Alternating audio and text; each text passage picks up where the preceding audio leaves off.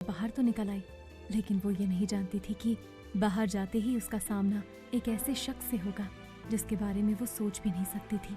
अपनी गाड़ी में बैठा अभिमन्यु जैसे सिया का ही इंतजार कर रहा था। बाहर आते ही सिया टैक्सी ढूंढ रही थी जब अचानक से अभिमन्यु उसके पीछे आ खड़ा हुआ और बोला, यहाँ क्या कर रही हो तुम? सिया अभिमन्यु को हैरानी से देखते हुए बोली, तुम यहाँ क्या कर रहे हो? अभिमन्यु ने गुस्से भरी नजरों से देखते हुए कहा, अच्छा अब तुम मुझसे सवाल कर रही हो? सवाल तो मुझे तुमसे करना चाहिए। इस लड़के के इतने आगे पीछे क्यों घूम रही हो तुम? सिया ने गुस्से से अपना हाथ झटकते हुए कहा, तुम्हें इस बात से क्या फर्क पड़ता है? हाँ, तुमने तो मुझे छोड़ दिया था ना, याद है ना? अभिमन्यु ने सिया का हाथ एक और बार पकड़ा और उसे सड़क की दूसरी तरफ अपनी गाड़ी के पास लेकर जाते हुए कहा, यह सबके सामने तमाशा करने की जरूरत नहीं है। सिया ने कई बार अभिमन्यु के हाथों की गहरी पकड़ से छूटने की कोशिश की। आखिर में जब दोनों सड़क के किनारे पहुंच गए तो सिया ने कहा, तुम पागल हो गए हो क्या? क्या तुम मेरा पीछा कर रहे हो?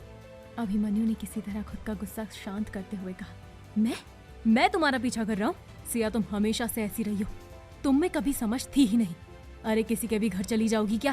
सिया ने गुस्से में कहा, मैं कोई बच्ची नहीं हूँ अभिमन्यु, और वैसे भी तुम अपनी जिंदगी में खुश हो तो मैं कुछ भी करूँ उससे तुम्हें क्या? सिया ने अभिमन्यु से अपना हाथ छुड़वाया और वहाँ से चली गई। अभिमन्यु ने उसे कई बार रोकने की कोशिश की पर सिया इस बार नहीं रुकी। वहीं श्लोक भी अपनी गाड़ी में बैठा हुआ ये सब देख रहा था। उसे सिया और अभिमन्यु दोनों का चेहरा दिखाई नहीं दे रहा था, उसे बस दोनों की पीठ दिखाई दे रही थी।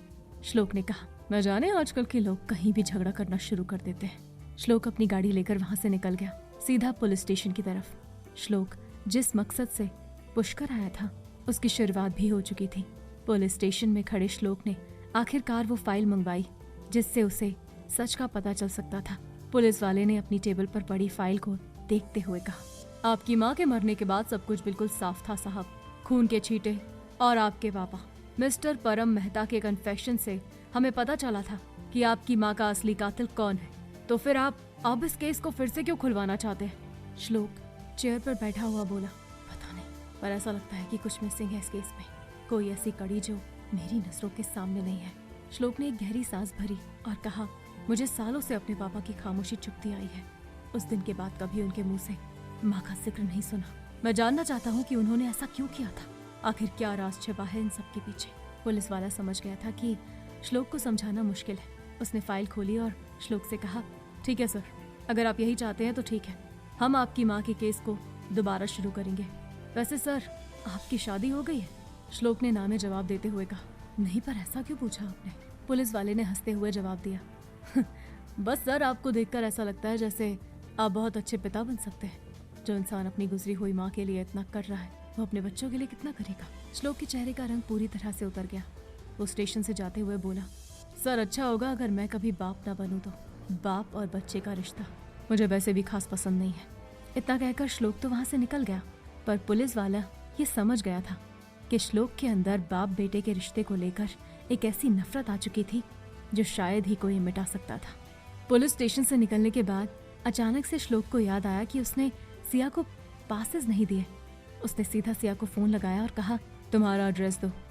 सिया, जो कि अपनी दुकान में बैठी थी, वो चौंक गई। उसने कहा, क्यों?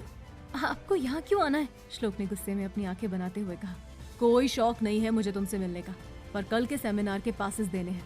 एक छोटे से शहर में जहाँ बात जंगल के आग की तरह फैलती है, वहाँ अगर किसी को सिया ने श्लोक के साथ देख लिया तो बात फैलाना आम बात थी। सिया ने कहा, ठीक है, आप आ जाइए, मैं एड्रेस भेजती हूँ। श्लोक ने फोन काट दिया, लेकिन सिया के दिमाग में एक ही बात चल रही थी कि कहीं कोई श्लोक को और उसे साथ में ना देख ले। सिया ने सोच लिया था कि वो कुछ नहीं होने देगी। उसे बस एक बात अच्छे से पता थी, उसे बस पासेस लेने हैं और श्लोक को वहाँ से जाने देना है। लेकिन सिया के प्लान्स आज तक कभी सही रास्ते पर चले हैं जो अब चलेंगे। कुछ ही घंटों में सिया के स्टोर के सामने एक बड़ी गाड़ी रुकी। सिया श्लोक की गाड़ी देखकर बस एक ही बात की खैर मना रही थी कि दुकान के आसपास आज कोई भी नहीं था। सिया का स्टोर देखकर श्लोक ने कहा, क्यूट शॉप, ये चलती भी है? सिया ने मुंह बनाते हुए कहा, आप मेरा मजाक उड़ा रहे हैं? श्लोक ने ना में सिर हिलाया और अपना जवाब देते हुए कहा, मजाक नहीं उड़ा रहा हूँ, बस ये सोच रहा हूँ कि क्या तुम कल ऐसे कपड़ों में जाओगी सेमिनार में? ऐसे कपड़े में? ऐसे कपड़ों में तो तुम्हें इवेंट का सिक्योरिटी गार्ड तक अंदर नहीं घुसने देगा। सिया ने कहा, हाँ? श्लोक ने सिया को हैरत भरी नजरों से देखते हुए कहा, चलो श्लोक ने अपनी गाड़ी का दरवाजा खोला और सिया को अंदर बैठने का इशारा किया। श्लोक ने कहा, ये मेरा सेमिनार है और मेरे सेमिनार में तुम्हें ऐसे आने नहीं दे सकता, चलो। श्लोक गाड़ी के अंदर बैठ गया। सिया समझ नहीं पा रही थी कि वो क्या करे और क्या नहीं। उसने चुपचाप स्टोर बंद किया और तुरंत गाड़ी के अंदर बैठ गई। उसने श्लोक से कहा, चलिए जल्दी चलिए यहाँ से। श्लोक ने हैरानी भरी नजरों से देखते हुए कहा, इतना क्यों छुप रही हो, चोरी थोड़ी कर रही हो। सिया ने श्लोक को समझाते हुए कहा, अगर एक लड़की एक लड़के के साथ गाड़ी में घूमेगी तो क्या सोचेगी ये दुनिया। श्लोक ने सिया को समझाते हुए जवाब दिया, 19वीं सदी में हो क्या। सिया जानती थी कि ये सारी चीजें श्लोक की समझ से बाहर है। उसने कहा, आप चलिए। सिया के कहने पर श्लोक ने गाड़ी शुरू कर दी, लेकिन सरला की कुछ दोस्तों ने सिया को किसी की गाड़ी में बैठते हुए देख लिया था। नई नवेली दुल्हन जिसका अभी अभी घर टूटा हो, जब किसी और आदमी के साथ नजर आती है तो ये संसार उसे बदचलन कहता है। और शायद सिया को इसी बात का डर था। अपने पीछे होने वाले इस नए हंगामे से सिया अनजान थी। पर वही श्लोक के ऑफिस पहुंचने में उन्हें ज्यादा वक्त नहीं लगा। गाड़ी ऑफिस के ठीक सामने रुकी और श्लोक बिना कुछ कहे अंदर चला गया। सिया ठीक उसके पीछे पीछे होली और उसे समझ नहीं आया कि आखिर वो कर क्या रहा है। उसे यहाँ श्लोक ने क्यों बुलाया होगा। अपने ख्यालों में खोई हुई सिया कब श्लोक के ऑफिस के अंदर पहुंच गई उसे पता ही नहीं चला। श्लोक ने अपना जैकेट रखते हुए कहा, बैठो। श्लोक के कहने पर सिया बैठ गई। वो बड़े गौर से श्लोक के ऑफिस को देख रही थी कि तभी श्लोक ने कहा, चलो अंदर आओ। श्लोक की आवाज से सिया का ध्यान उसकी तरफ गया। सिया का मुंह खुला का खुला रह गया। ऑफिस के ठीक अंदर एक वॉक इन क्लोसेट जैसा था। अंदर ढेर सारे कपड़े और स्केचेस थे और उसमें से सिया की नजर एक नई डिजाइन की साड़ी पर पड़ी। खूबसूरत चमचमाती लाल रंग की साड़ी जिसे देखकर सिया का रंग खिल सा गया। उसने कहा, ये कितनी सुंदर जगह है। श्लोक ने कहा, सेमिनार में जाने के लिए ये बहुत जरूरी है कि तुम कुछ अच्छा पहनो। और जितनी बार मैं तुमसे मिला हूँ, तुम्हारी वार्डरोब देखकर ऐसा नहीं लगता है कि वहाँ बड़े लोगों के बीच तुम अपनी जगह बना पाओगी। ये सारी ड्रेसेस मेरे लेटेस्ट कलेक्शन का हिस्सा है। यहाँ की सारी ड्रेसेस बहुत महंगी है, मैं नहीं ले सकती। सिया ने धीमी लेकिन साफ शब्दों में कहा। उसकी नजरें उस लाल इंडो वेस्टर्न साड़ी पर थी जो रैक पर टंगी थी। श्लोक ने एक कदम उसकी तरफ बढ़ाया। उसकी आंखों में वो वही घमंड चमक रहा था जो अक्सर सबको खामोश कर देता था। श्लोक मेहता को मना करने की हिम्मत आज तक किसी में नहीं हुई। मिस राणा, वो धीरे से बोला, लेकिन उसके लहजे में वो रौब था जो सीधे सिया की सांसों तक पहुंच गया। सिया की आंखें उठी और उससे टकराई और शायद उसी पल उसने हार मान ली थी। श्लोक ने सिया की आंखें लाल रंग की साड़ी पर गाड़ी हुई देखी। वो समझ गया था कि सिया को वही साड़ी पसंद आई है। श्लोक वॉक इन वार्डरोब में बने छोटे से पर्सनल स्टूडियो से चला गया और जाते हुए कहा, जो भी पसंद है वो पहन कर देख लो, अगर फिटिंग की जरूरत हुई तो यही हो जाएगी। वो खुद समझ नहीं पा रहा था कि आखिर क्यों वो सिया की मदद कर रहा था। सिया ने साड़ी ली और कुछ ही देर में साड़ी पहनी। वहीं बाहर खड़े श्लोक के फोन पर अनुराग का मैसेज आया। मैसेज में लिखा था कि कुछ अर्जेंट है जिसकी वजह से श्लोक उसे कॉल कर ले। फोन की दूसरी तरफ से अनुराग की आवाज कॉल लगाते ही आई। श्लोक बाहर बैठे सिया का इंतजार कर रहा था। उसने अपनी दबी हुई आवाज में कहा, बोल अनुराग।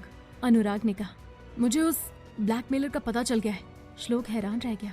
उसके चेहरे पर मुस्कान आ गई। उसने कहा, दैट्स ग्रेट। मुझे ब्लैकमेलर से फर्क नहीं पड़ता, बस किसी भी तरह उस लड़की को मेरे पास लेकर आ जाओ। कुछ ही मिनटों बाद श्लोक को दरवाजा खुलने का एहसास हुआ। उसने पलट कर देखा और समय वहीं थम गया।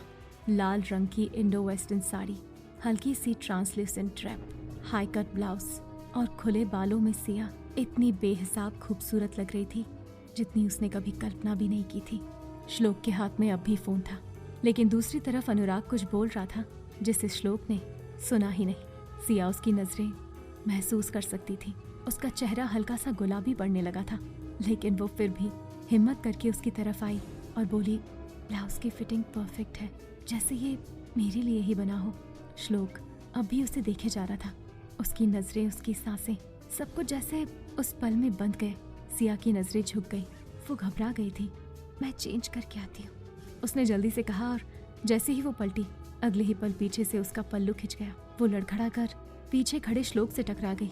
गुस्से से सिया की आंखें लाल और वो श्लोक की तरफ देखते हुए बोली, अपनी हद में रहिए। श्लोक को उसकी आंखों की घबराहट अच्छे से नजर आ रही थी। वो अपना एक हाथ सिया की कमर पर रखकर उसे संभाले हुए था। धीरे से श्लोक ने नजरों के इशारे से सिया को दिखाया कि उसके पल्लू का एक कोना पास में चेयर पर उलझ गया है। श्लोक गुस्से से सिया की तरफ देखते हुए अपने दूसरे हाथ से उसका पल्लू निकालने लगा।